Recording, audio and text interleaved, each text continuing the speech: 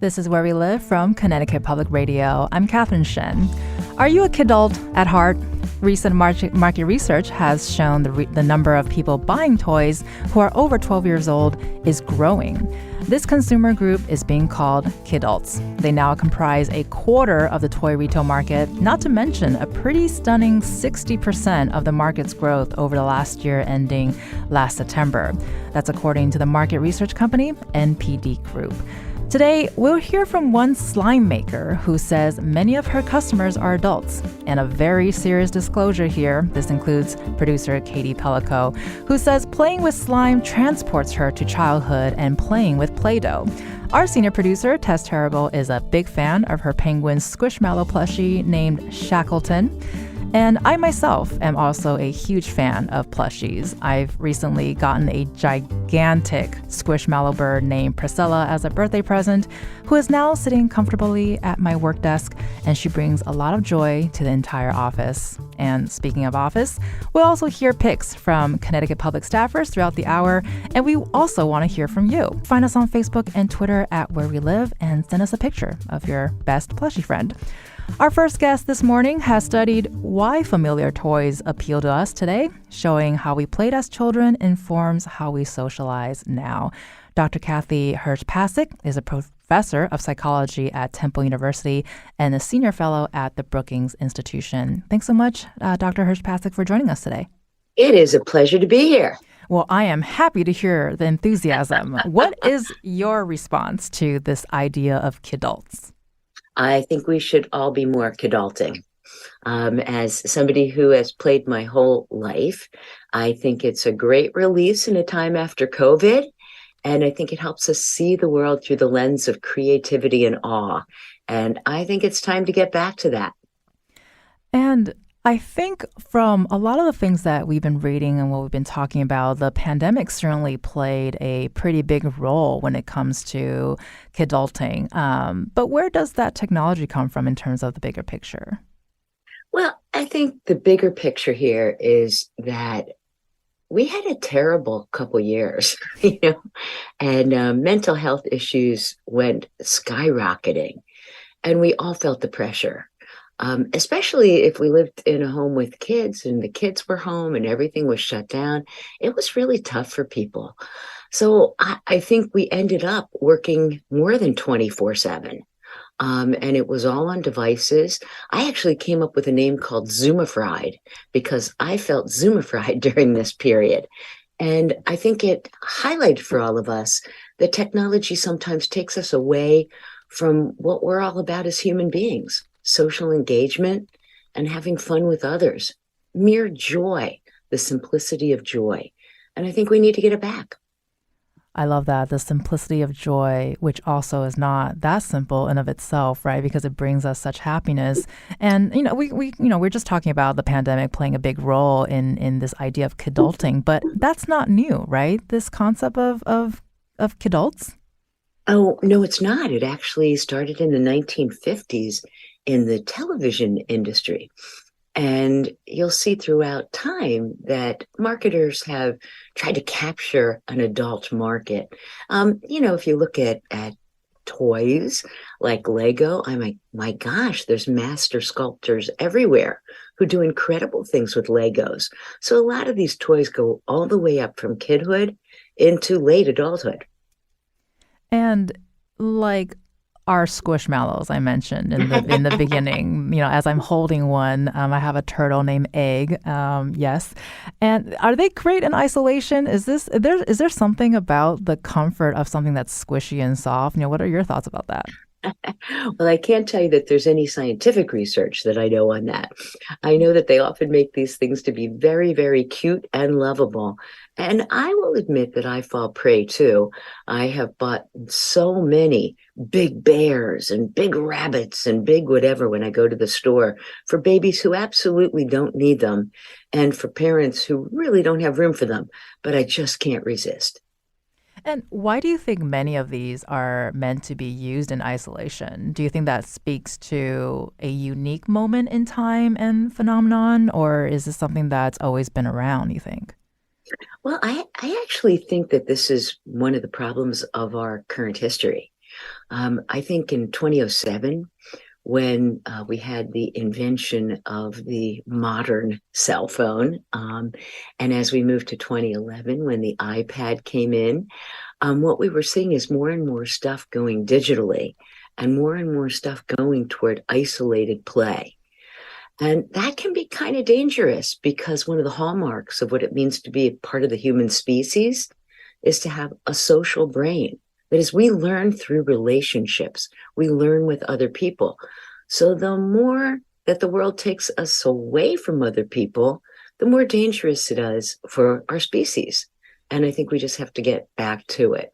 Now, I'll just say one thing about the plushies, which is some people think, and there have been a lot written on it, certainly for little guys, that the plushies can sometimes, be comforters that take the place of some humans.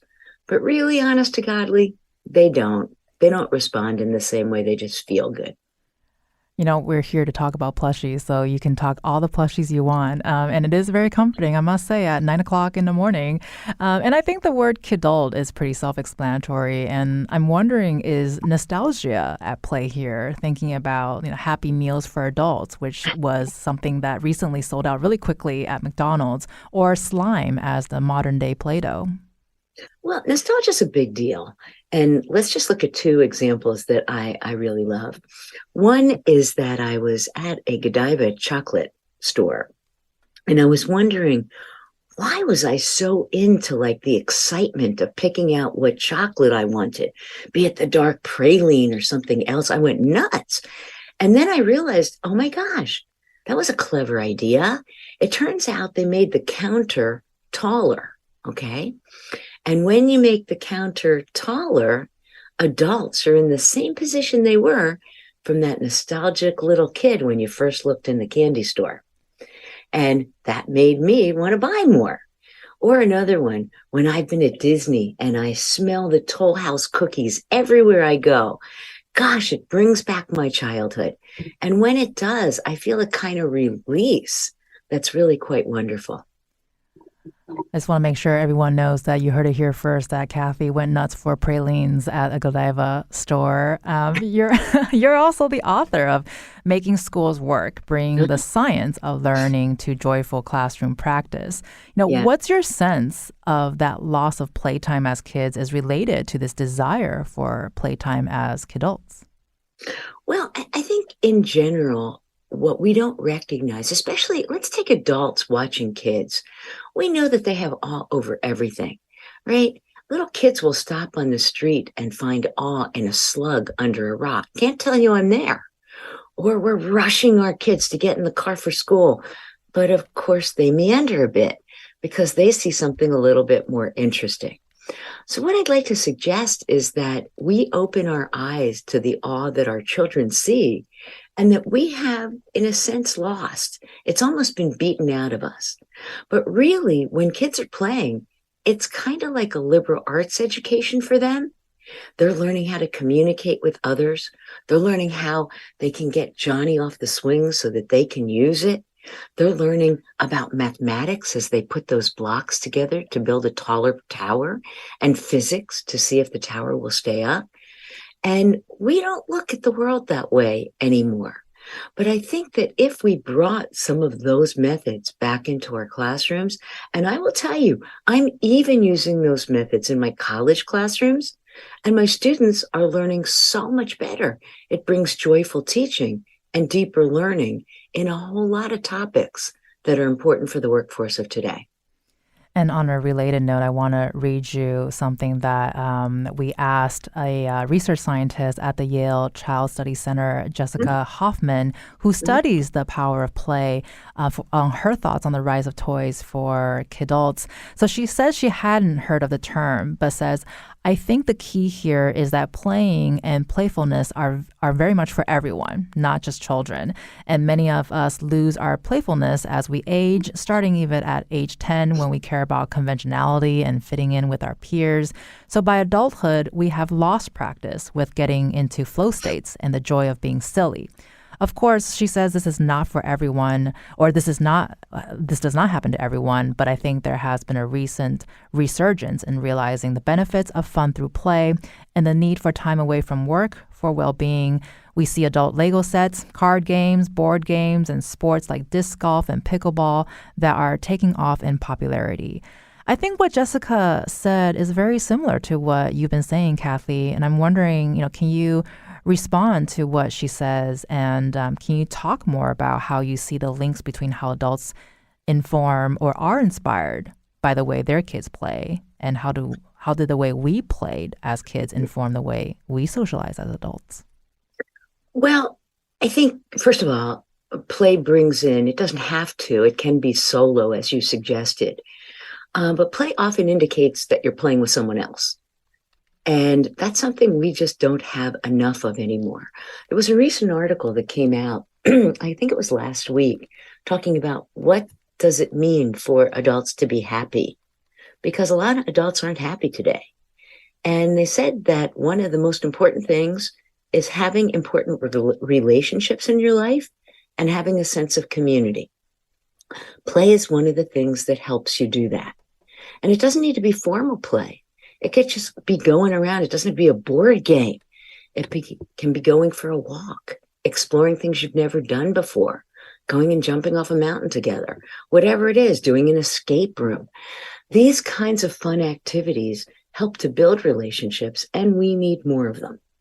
Your next question, I think that Jessica mentioned, is, why have we lost it? And I think the world has pushed us into a place where we are working 24/7 because we take our work with us everywhere that we go. We don't turn off the cell phones. We don't turn off the notifications. So by doing that, we're an anxious wreck waiting for the next text to come in. We need a little recess. So I'm going to make a bold claim here, which is that I think we should vote for adult recess time. We all need it. It'll make us more creative. It'll make us happier, and it will build social relationships. And with that, I want to add one more thing. In the era of ChatGPT, what we see is that technology is encroaching not just on blue-collar jobs, but also on some of the white-collar jobs. And I think what's going to be privileged in the future is what I'll call for the moment an age of creativity, an age where we can link things together that have not been linked together before. At least at this point, ChatGPT and Bing and the others can't do that. But humans can if they reclaim their sense of awe. And I think that's where we need to go. So you're saying we need to have adult recess, and I'm also saying we should have adult naps. So I feel like this is going to work out really well for both of us. It's looking good. It's looking good. Love it. And so I also want to share Connecticut Public's education reporter, Leslie Cosme-Torres, says she revisited her love for Lego at the start of the pandemic. And she says, she sits on her floor at her apartment building Legos like a child, and it brought her so much joy. Can you talk to us about where these more, mindfulness activities like puzzles or Lego fit in versus free play or recess activities? Well, I think we've already really mentioned it. It's giving yourself a break. Just give yourself a break. Look, that break can come from mindfulness. Some say it can come from prayer. There's a lot of different ways for us to give ourselves a break, but we don't do it. And play is one of those areas that gives humans a break. It's taking us away from the busyness and the clutter of our everyday lives and allowing us to expand our imagination, our creativity, and our social engagement. It's really, really powerful. And it's all packed into that little 4-letter word. I know it's only 9:20, but take a break, guys. Take a break, people. It's that's what Kathy's saying. Yeah, take a break. And I think a lot of us are finding different ways to find that joy. Like you're mentioning, we have a project manager here, Meg Fitzgerald, who says coloring brings her a lot of joy. She loves those Zen coloring books and has too many. Are coloring books also in this category as well? Oh, sure. I mean, art supplies are wonderful and they're really creative exercises. The only thing I'll ask of your production manager is to let herself color outside the lines a little bit, because that's going to be important too. As adults, we're playing a lot of time in the lines and we need to get out of them. Think differently. How could the world be different if you reimagined it?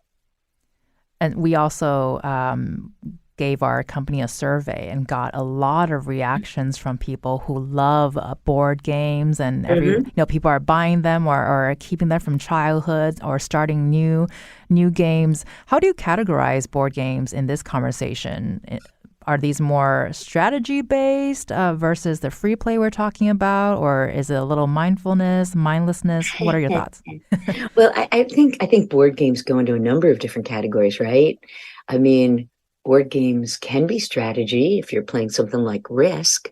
Board games like Monopoly are definitely strategy. And the most important thing about the board game is not that you're learning how to mount a war, to take over Europe, but instead that you're getting together with other people to do it. And that's what makes board games so great.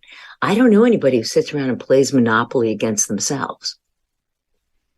That's a challenge in of itself. Perhaps someone wants to take on that and let us know There how you that go. goes for you. We talked about stuffed animals, and squishmallows seem to be very pure and just comfy and happy because it's about hugging them or holding them. What are your thoughts in terms of how that brings comfort? What gives comfort? I'm sorry. What are your thoughts about how that plays into what we're talking about right now? Mindlessness. Yeah. It's as I said before, these kind of plush toys, they just feel good and they're nostalgic. And I like to snuggle with them. So I think it's a fine thing to have these moments where you just feel safe and comfortable. As I look at the world around us, one of the things we have lost is a lot of the sense of safety, whether it's through the gun violence that is projected on the news really every single day, or whether it's the news about climate change, which is inevitable and we're seeing the fires, we're seeing the rainstorms, we're seeing tornadoes in places that they shouldn't exist. And we are hearing about a war every day in Ukraine and where Russia can just invade. So as we hear this news, it pelts us with the world is unsafe, the world is unsafe, the world is unsafe. Again, we need a recess from it. And I suggest adults all schedule in recess. Now I'm going to make a public admission here. Probably shouldn't, but I will. The other day in Philadelphia, in February, it was 72 degrees out. Unbelievable. So I decided that it was time for me to put in my calendar meeting, and it went for 2 hours, and I bolted out and went to play tennis. That's what we need to do. I love the bolting, but that really describes your eagerness to go and play tennis. That's the energy I think we need here. And even if not energy, so just say meeting and go have a chocolate sundae. And don't forget to put the sprinkles on the top. Who doesn't like sprinkles, right? We got to do that. I can't even imagine it.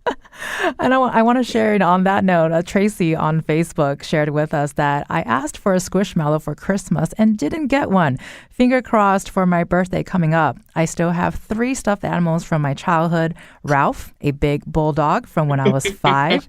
Henry, a dog I got when I was 7. And K-Bear, a koala bear I got when I was about 9 or 10. I still sleep with the latter 2. No shame. And so we also looked into sleep psychologist Dr. Jade Wu looked into the magic of sleeping with a stuffed animal after discovering that it helped her during her pregnancy. What are your thoughts on this about like sleep methods traditionally thought of for babies, or they're now being suggested for adults? Well, I mean, truthfully, I'm not going to be judgmental. I would like to meet Ralph.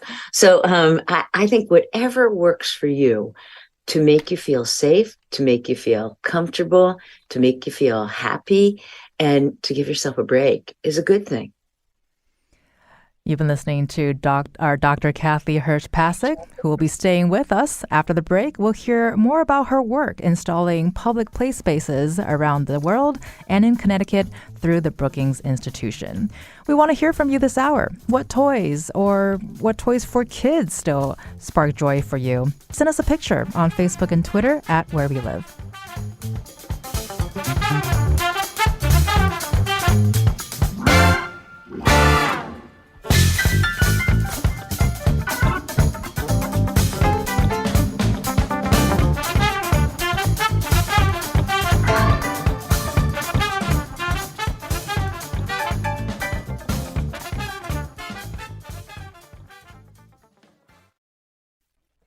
This is Where We Live from Connecticut Public Radio. I'm Catherine Shen.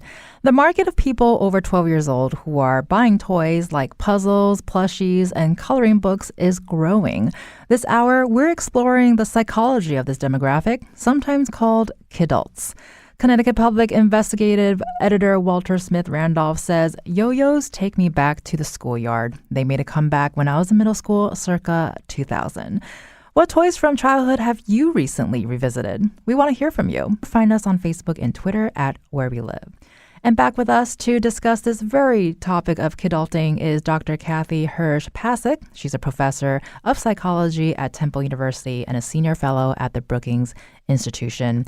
Kathy, can you tell us about the Learning Landscapes Initiative and how it was designed with adults in mind? Oh, absolutely. I am so excited about Playful Learning Landscapes. What I thought of one day, it was, I guess, a Sunday afternoon, and I thought, whoa, we could put play out in public spaces and have all adults and all kids just playing together on these wonderful activities that would build social capital and mental capital. And I called it Playful Learning Landscapes. It started on October 10th, 2010, in New York City, when we took over Central Park and put in 28 science-inspired activities that were just fun to do. It included Legos and Crayola, and we were building with clay, and we were using cardboard boxes to build forts. Well, you had to see what happened. The New York City parks told us we'd be lucky to get 6,000 people who would come, and that would have been amazing. But instead, 50,000 showed up, and our reach ended up being 10 million. And from there, we moved on to say, well, why can't we change what supermarkets look like? Why can't we change public libraries? What about bus stops in cities? And now we've grown into a bit of a worldwide phenomenon. That 10 million, that's a lot of people. Well, it was more than I expected, let me tell you. Well, and so I was going to ask, these are examples that you've designed to build STEM skills at these parks and bus stops and whatnots. Can you tell us about the reactions from the adults? Like, did people get off their phones and jump at it, or what did you see? Well, there are a couple of different reactions. So I'm going to share just a couple stories for you. The first is we put up a sign, and it was, when I was little, I played. And it was just a chalkboard, okay, that we painted. I think the whole concept maybe cost us $50.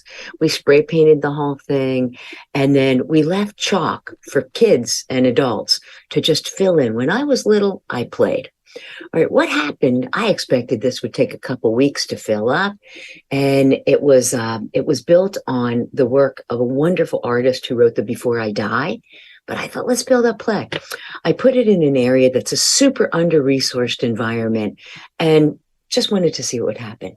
These people got off the bus. I mean, people who just stopped, looked at our sign, started laughing, started smiling, picked up the chalk that we had left, and filled in the entire, I think we had maybe 80 spaces in a matter of an hour and a half, 2 hours.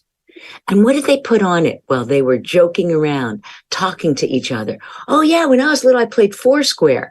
Oh, when I was little, I used to hit the cards against the wall. Oh, yeah, when I was little, I used to play with dice. It was amazing to see. And that's the kind of response we have had everywhere. In Philadelphia, we picked an under-resourced area. We asked the families, what do you want to see? Where do you want to be? And they said, we want this particular area outside a church where Martin Luther King had given one of his freedom marches. We said, great, let's build it together. What do you want? They said, well, let's do puzzles. So we have big puzzles, one with Martin Luther King on it. The kids, the adults play together. They play a hopscotch game that we did that's built on a psychological test of executive function or impulse control. Together, the adults and kids are playing with it right out there while they wait for the bus stop. That's our response, and that's what we're seeing everywhere. And it sounds like it's a very universal thing to Yeah. be reminded that playing is a good thing and it sparks so much joy. I just want to quickly let our listeners know that you can find more information about where these playscapes are located on our website at ctpublic.org/where we live. And there's also one at the Stepping Stones Museum for Children in Norwalk. And so I want to ask, we talked, you just mentioned the chalkboard installations. It kind of reminds me of certain places. There are walls with Post-its and you can grab the Post-its and write a kind word. And I think people tend to be very responsive to that. You noted recess-friendly activities with other kids were common, from people who are, reminiscing or they're just thinking about things that they like to do. Why do you think there's an emphasis now on toys that can also be played in isolation? Well, I think people don't have time. And I think tech has drawn us into these worlds that are solo. We call them social media. We say there's social engagement, but I can't see the face of the person behind the avatar. Nonetheless, it's like candy. And so I'm very attracted to going into these games. But again, I want to come back to a really, really critical point that's as true for adults as it is for kids. And we can look at our own screen time and we can see how attracted we are to our own games that we play solo. Yes, the world has pushed us here. But as a species, our brain does not push us here. Our brain pushes us towards social human interaction. And we just need to reclaim it. And I think that's what you're seeing in this backlash, which I think is not even really a backlash. It's really more of a way forward to reclaim what makes humans humans. And that's social interaction. People do need people. Well, and I also want to share a little social interaction that's been going on at Connecticut Public is our newsroom editor, Matthew Long Middleton, has an awesome poster to color on his back wall, which is I love it. A fun thing to do, to breathe and take a moment, says one of our reporters. And I myself have colored on it, and I did color a little bit out of the lines, and I mixed and matched a little bit. Good, so, good. I'm proud of you. I'm proud so glad. Thank you so much. I can move. My life will only go downhill from here, honestly. We talked a lot about kids learning socially and doing, playing with games that are engaged rather than distracted and having interaction, especially when it's joyful. You also talk about the idea that play in of itself is not a specific activity, but an approach to learning. Exactly. An engaged and fun and curious way of discovering the world. This is something that was said by another professor of applied psychology at New York University who studies play and learning in babies and young children. Can you talk about the idea of that? I know we talked about it a little bit back and forth throughout the conversation, but studying it from babies and young children, what do we take from that? What can we learn from that? Well, we can learn a lot from that. I'm gonna give you just two examples that were just fun for me. One was helping to open up parents' eyes. Now, when I go down the street today, I often see parents on a cell phone and kids in a stroller. That means the interaction isn't happening. And when I look at what the kid is looking at instead and try to let them lead the way, I can see some pretty remarkable things that kids are picking up on. Patterns of the leaves. My gosh, I forgot to look. What makes one leaf different than another leaf? How can I compare them? How many stones, shells at the beach can I pick up that are different kinds of shells? Look, that brings us back to our childhood as well. But it's also pattern matching. And when I'm doing pattern matching, I'm doing pre-math. Whoa, who would have thought? Or let me give you the approach to the wide-eyed teacher, not just the wide-eyed parent. I was talking to a first grade teacher who we were training from Making Schools Work and what we call the active, playful learning approach. And the teacher said, oh my gosh, I have spent so much time on these worksheets trying to teach the kids how to do the number line. And I said, wow, you don't really need to do that. Let's try another way. And she said, well, what could we do? Should we just throw a number line on the floor? And I said, yep, put a ruler on the floor. She called me a week later. She said, you know what happens when I put a big ruler on the floor in my classroom? I said, what happened? She said, the kids started to jump. Then they compared their jumps. Then they were doing all these things like dying down to see how tall they were. And who was the tallest? They were using the number line. They were doing things that they didn't learn as well with the worksheets, but that became a way to make the math come alive. When we do these things, we really are giving a liberal arts education to our children. And it's the way in which we have to see the world to open it up to biology, to psychology, to anthropology, to sociology. All these things exist right in our backyard. Well, I love the idea of making math come alive, and this kind of reminds me that you talking about this, the way of children learning and in the classroom or outside of the classroom. Is there a time where adults should get out of the way to direct instruction? Because it sounds like you said, you put the ruler on the floor and the kids kind of just went at it. What are your thoughts about giving direction? Is that necessary all the time? Well, I have different categories of play. One is what I call free play. And yes, the adults ought to get out of the way, because a lot of times what we do is we intrude in ways that ruin the child's imagination. Let me give you an example. A child is drawing something and you walk in and you're so excited and you say, oh my gosh, you're drawing a circus. And the kid looks at you, because it's not meant to be a circus at all. It's meant to be a landscape design. And he's trying to invent a park within the landscape design. And now you came in and called it a circus. Well, what's the kid going to do? Stop drawing the landscape design and stop planning what should go into the playground. Got it? So we become helicopter parents and we take the imagination and joy away from the kids. There are other times when we've invented the term guided play. And in the guided play example, you become kind of a coach rather than a director. You sit back and let your kids explore that number line. But then, you can look and say, wow, who jumped farther? Now notice that I really just asked an open question. The kids are still in charge. They have agency. And that's a really important part. But at the same time, by asking that one little question, you're turning it into a math game. Do you see what you've done? Guide it aside, and we call it guided play. And what you don't want to do is be direct instruction-y with your kids all the time. And gosh, we spend too much time in that mode. Now, I'm going to do a switch on you just to get to kidults again. Don't you feel like we're always told what to do? And don't we need that recess so we regain our own agency and our own imagination? So that's why I believe in play. Well, honestly, as you were talking about that, I was just thinking, man, elementary Catherine could have used a little guided play in math, because today she might be able to, calculate things a little bit better. And I love the transition, because I also want to turn it back to kidulting a little bit. We've been talking about a lot of how children learn and how we bring it into adulthood. And we mentioned the installation at the Stepping Stones Museum for Children in Norwalk earlier. Can you talk about how do families or parents or adults interact with those installations?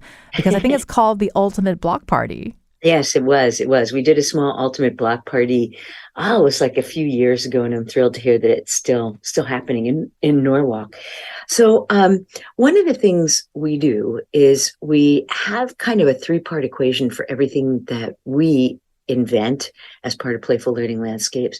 And then I promise I'll get to your question. We start with the cultural values and beliefs. What are parents and communities bringing to the table? And what do they want to see? And then you add to that how children learn. And children don't learn when they're passive, when you're trying to just, shove information into empty heads, because they don't have empty heads. They learn when they're active, when they're engaged, when it's meaningful, and when it's socially interactive and joyful. And then we add a third part of the equation is what we want kids to get out of it. Well, we want them to be good collaborators who can work in teams, communicators, to know their content, critical thinking, to be creative, and to have the confidence to try. So that's what we built in the Norwalk Ultimate Block Party, as in all of our exhibits. And then we watch as it's an intergenerational games, because parents actually get off the chair. They don't become observers anymore, and they start to play with the children. We're noticing that for the first time, when we put these exhibits in, the cell phones go down. And when the cell phones are down, the parents are seeing what the kids are seeing, and they become the guides in play with their children. So it's really quite exciting to watch these interactions. We've seen it at bus stops. We've seen it on playgrounds. We've seen it in libraries. In each of these cases, we're bringing the parents into their childhood mode, playing with their own children. And it's a wake up for all of us. So I've got a list of things I got to do ASAP is to put down my phone, cuddle my plushie, play with some puzzles, and get some chalk and draw on the wall. And you know what? Just fling all the rules out the window because it's Friday. That's it. That's go enjoy the weekend, right? Exactly. Well, Dr. Kathy Hirsh-Pasek is a professor of psychology at Temple University. Thank you so much for sharing your joy with us on the show today, and tell us that it's okay to sleep with your stuffed teddy. It's cool. It's cool. Coming up next, one California-based slime maker says playing with slime can help you heal the inner child for some. What's your favorite childhood toy that you've come back to recently? Find us on Facebook and Twitter at Where We Live.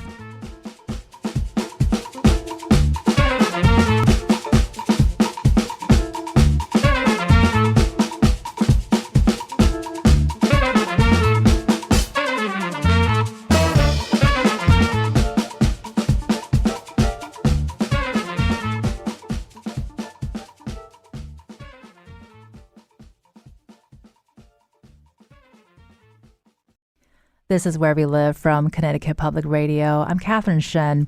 What toys from your childhood have you recently revisited? Kathy Flaherty on Twitter listed Lego, coloring books, kids' books, probably because I have several friends who write them, bobbleheads, Beanie Babies, and stuffed blueies.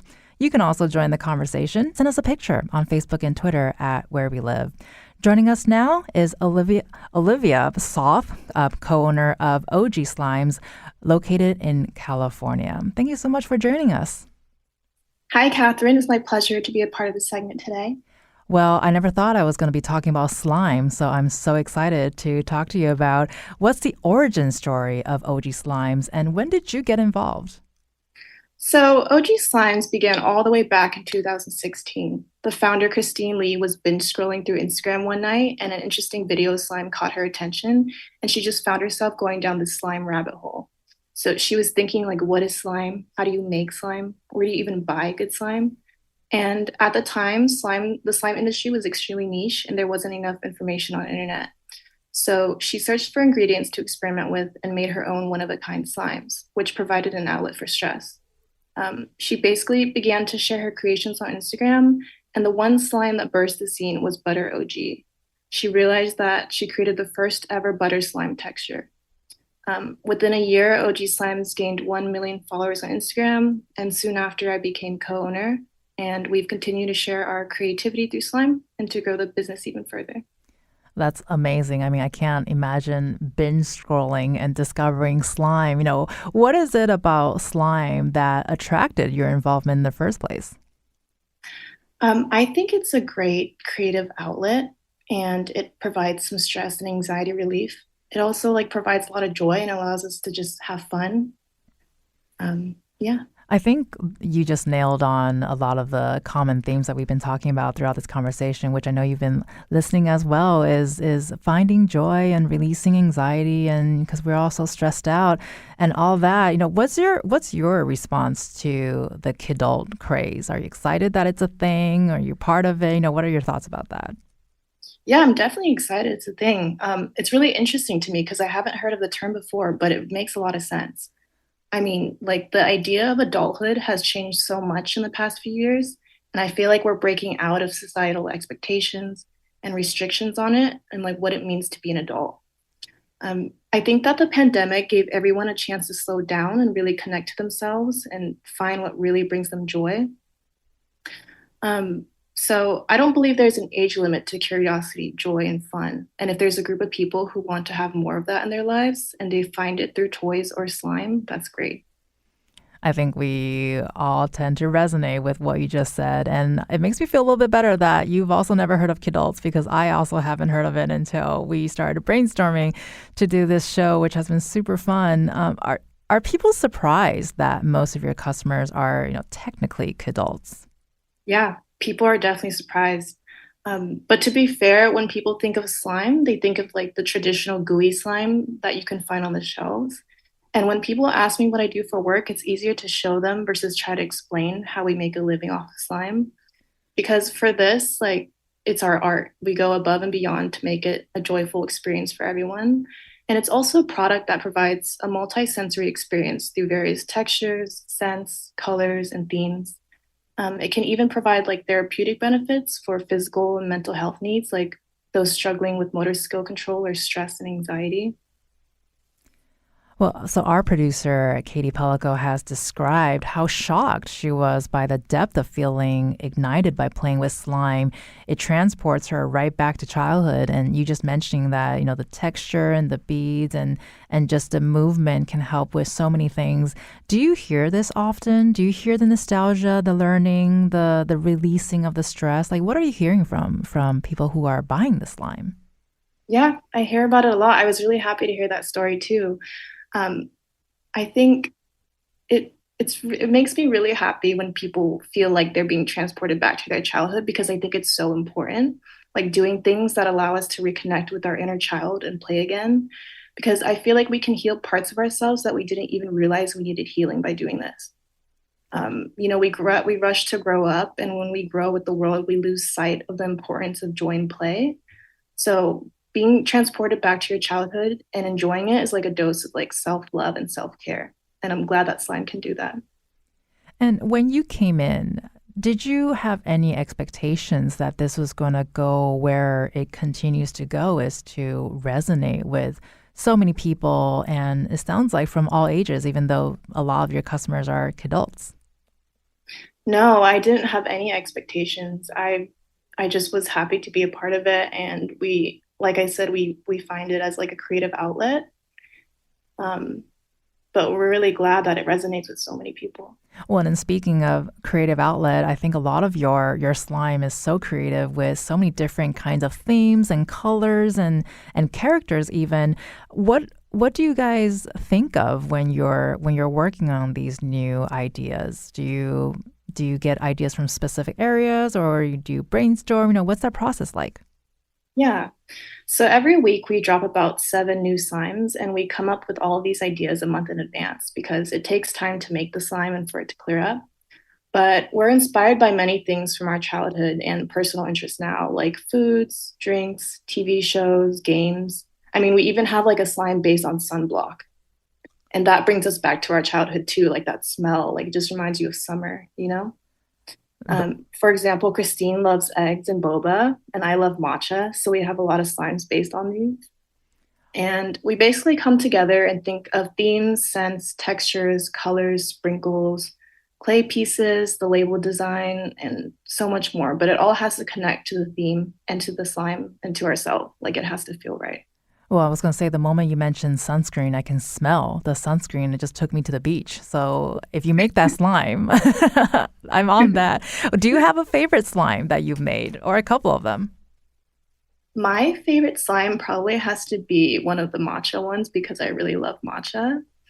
Our OG butter is really nice because it's super velvety. Um, all of them are like my favorite. I love all of them. There you go. Fortune magazine said you sort of balance your slime side hustle while working in social media and marketing for another company. I mean, it's a surprise and not a surprise that this is a side hustle. What are your thoughts about that? I mean, it's not exactly a side hustle. I think I do pretty well with balancing both, but I really like being able to be creative with slime and then also utilize my skills in social media and marketing. And I get to do that with both companies, which I'm really grateful for. That's really amazing. And when you spoke with Fortune magazine, you also shared your experience about being underestimated for being a slime company. Can you talk about that experience a little bit? Yeah, so Christine and I have run into a lot of obstacles, aside from the pandemic and recession, but it's mostly with people who undermine our abilities because we're young women. And I feel like when they speak to us, we don't really get the respect or acknowledgement that we deserve. They don't take us seriously just because it's like slime and we're also young. So I just want to take a quick moment to share a comment from Lynn from Brantford, who said, longtime friends get together for dinner and we play apples to apples and laugh like children. Kathy, I would love for you to respond to Lynn's experience with her friends and playing apples to apples. Brava, brava. Lynn, I'm so happy you are doing that. It's giving you a chance to get together with your friends, keep that community alive. I think everyone should follow your lead. That sounds like an amazing advice, and also get some slime and get those movements going and all that jazz. I just want to take a moment to thank Kathy and to Olivia Soth, who's a co-owner of OG Slimes, located in California, for joining us on the show today and just sharing your joy with us. It has been a pleasure. Thanks so much for having us. My pleasure. Thank you, Catherine. Appreciate both of your time. I'm Catherine Shen. Today's show is produced by Katie Pellico. Our technical producer is Kat Pastor. Download Where We Live anytime on your favorite podcast app. Thank you so much for listening.